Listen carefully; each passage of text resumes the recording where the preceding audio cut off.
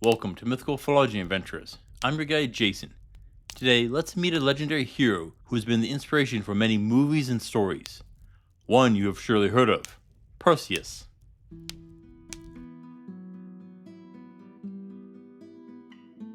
He comes from Greek legend and is amongst the earliest of Greek heroes. His tale predates the other heroes like Heracles, Jason and the Argonauts, and the Trojan War. He even precedes the other Greek heroes of his own age, like Bellerophon. And it is best to start with his grandfather, King Acrisius of Argos. Now, he had a bit of a problem. As a king, rulership of the land would follow the male line. But he didn't have a son. Unfortunately, this could open up issues with the line of succession, as he only had a single daughter, Dana. You see, his twin brother Protus had been trying to claim the throne. Of course, what would any intelligent ruler do? He contacted the oracles of Delphi, and they gave him grim news. His daughter's child was destined to kill him. Oh no. Well, what would any reasonable monarch do with that information? He made a bronze tower in the middle of the courtyard where none could reach her. Sounds like a fair few fairy tales, doesn't it? Now she can't have any children to kill him, he thought. Sure, that could mess up the rulership of the land, but he was safe. That is what matters. Now, since this is a Greek hero, that almost certainly guarantees that Perseus is a demigod, doesn't it? Guess who his father is? Did you guess Zeus? I bet you guessed Zeus. And well, this might surprise you, but you are right. Yep, Zeus looked down from Olympus and saw the girl locked in a tower. Now, some versions will say that Zeus falls for her because of Aphrodite's antics. But that isn't important. One night, Dana is visited by a shower of gold. And well, night after night, he comes to her. Well, for our tale about Perseus to begin, he has to be born, doesn't he? And you can guess what follows. She gets pregnant and gives birth to Perseus Eurymedon. Now the king didn't want to anger the gods and get the Furies hounding him for slaying the child of a god. So he resolves to lock his daughter and her baby in a wooden chest and throws them out to sea. Poseidon can be the one to kill them. Dana prayed as she floated in the wooden cage, and in time her prayers were answered as she washed up on the shores of Seriphos. There, a fisherman named Dictys, who would take in the woman and the child, and even raise the boy as his own. But this fisherman had a brother, King Polydectes, and the king lusted for Dana, and conspired to remove her son from the equation. He throws a banquet with a lie that he is preparing to ask Hippodamia, daughter of Onomaus, king of Pisa, and he asks his guests what a suitable dowry payment might be. Most say a horse, but young Perseus said the head of Medusa. Due to youthful foolishness and politics, Perseus is charged with going and bringing the head of Medusa. Thus he sets out, but his divine father intervenes when Perseus prayed. His half-siblings, Hermes and Athena, as well as his uncle Hades, come to see him bearing gifts. Hermes gave him his winged sandals so that he could fly, and a harp, a sword, or a sickle. Athena a mirrored shield in a bag. Even in death, Medusa's head will turn those that see it directly to stone. Lastly, Hades gave him a helm of darkness so that he could turn invisible. His half-sister tells him to seek out the Graea, or the Grey Sisters, a set of 3 sister monsters who share one eye and one tooth. They happen to be the siblings of the Gorgons in some versions. And no, they are not the Fates. When Perseus finds the Graea, he sees them bickering, passing the eye and tooth between them. While they don't have the eye, they can't see, and while passing it between them, Perseus swooped down and snatched the eye from them. He ransoms the eye to them in exchange for Medusa's location. He gives them the eye and goes to Sarpedon. Depending on the version, either Medusa is alone, or she is joined by her 2 sisters, Stheno and Uriel. Now Medusa has a few different backstories. But in one, where she is of divine origin, she is unique amongst her siblings, as she is the only one born mortal. While the 3 sleep at night, Perseus used his mirror shield to guide him as he walked backwards through their lair. Yep, he had to do this with inverted controls. As quietly as he could, he decapitated her and stuffed her head in Athena's bag, before hightailing it out of there. As he flew away, Medusa's blood dripped and gave birth to her 2 sons, the infamous Pegasus and the giant Chrysaor. Some speak of venomous snakes being born from her blood on the sands of Libya, but that isn't heavily mentioned.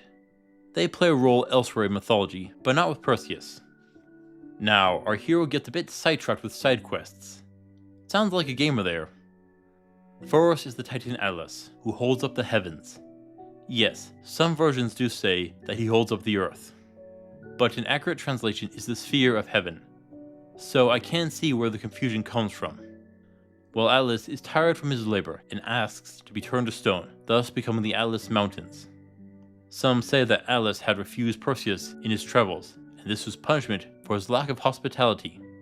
During his travels, he stops to rest on Althopia, who was ruled by King Cepheus and Queen Cassiopeia. Now, this happens a lot in mythology, but our arrogant queen boasts that her daughter Andromeda is even more gorgeous than divine beings, in this case, the Nereids.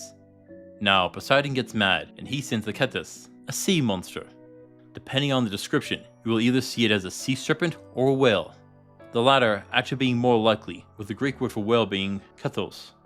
So no, it is not release the Kraken.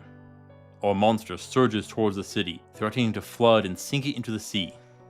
The king sought a solution to appease Poseidon, and spoke with the oracles of Ammon. They say that the king is to sacrifice his daughter Andromeda. She is chained to a rock at sea as the monster comes. But Perseus is flying nearby, and swoops down to rescue the damsel in distress. Either by his sword, or using Medusa's head, he bests the monster. In saving her, he takes Andromeda as his wife. But there's a problem. I've told you before, Greek mythology is basically a giant soap opera.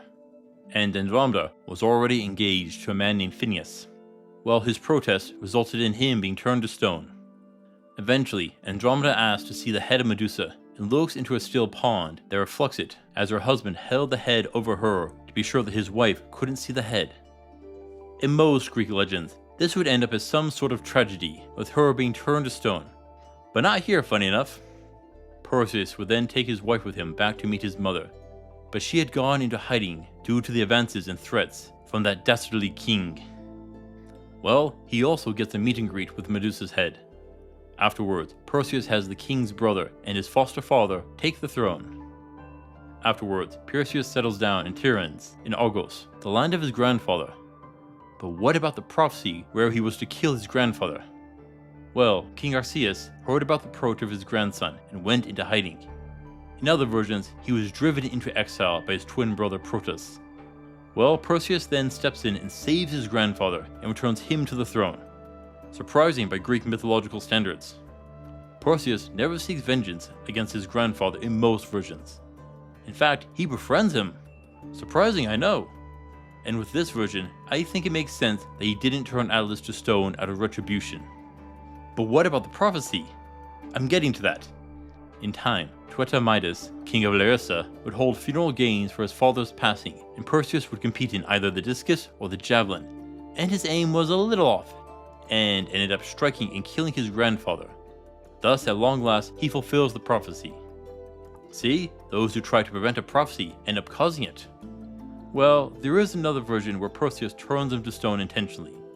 After all of that, he would go on to found the city of Amandra, which was later Achion, and also Tarsus. He would go on to participate in battles against the Medes, later known as the Persians. Perseus would then return his magical items to the gods. Athena would also take the head of Medusa and place it in her shield, now called the Gorgion. Some say that the head was burnt by his sons after his passing rather than given to Athena. Now, he and Andromeda had a large family, 7 sons: Perseus, Alcaeus, Helios, Mestor, Sthenelus, Electron, Sunus, and 2 daughters, Gorgophone and Archotha. While many of them and their descendants would go on to greatness, we do need to touch on his great-grandson. Someone else which you all know, and that would be Heracles. Yes, they are related. And that does add a bit of an oddity to Zeus, who is also Heracles' father, making Heracles and Perseus great-grandfather and great-grandson, but also brothers. I keep telling you, Greek mythology would make a great soap opera. So what do you think about this Greek hero? Overall, he is one of the more level-headed individuals of Greek mythology.